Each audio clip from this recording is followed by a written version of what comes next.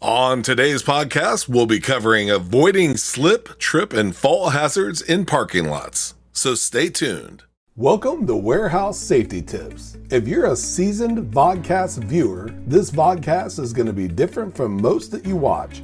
It's based around exactly what the name implies, warehouse safety tips. And since the people in this industry are busy, we know that time is money, so each episode will be as short and to the point as possible.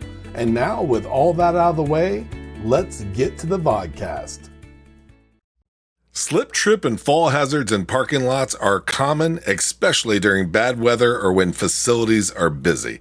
Keeping parking areas safe protects employees and visitors and reflects a strong commitment to workplace safety. Addressing these hazards doesn't have to be complicated. By focusing on maintenance, awareness, and preparation, facilities can create a safer environment for everybody. Here are a few tips to help you with these risks.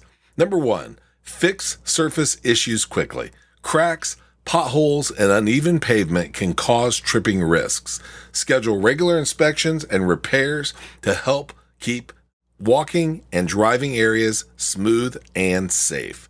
Number 2, use clear markings. Highlight pedestrian walkways, speed bumps, and vehicle paths with reflective painter signs. Clear markings guide traffic and reduce confusion. Number 3, keep it well lit. Good lighting is essential. Replace burnout bulbs immediately and ensure all areas are well illuminated, especially significantly darker areas. Number 4, prepare for weather. Snow, rain, and ice are unavoidable, but preparation makes a difference. Stock up on salt, shovels, and other equipment and assign snow removal duties in advance. If you hire contractors, make sure that they understand your expectations. And last but certainly not least, number 5, walk safely.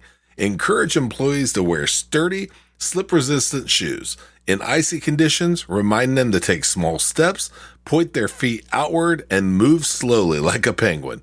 A safer parking lot starts with attention to detail and preparation for weather changes. Beyond physical fixes, keep employees informed with regular reminders. Awareness can prevent incidents before they happen. By following these steps, facilities can significantly lower risks and demonstrate a commitment to safety.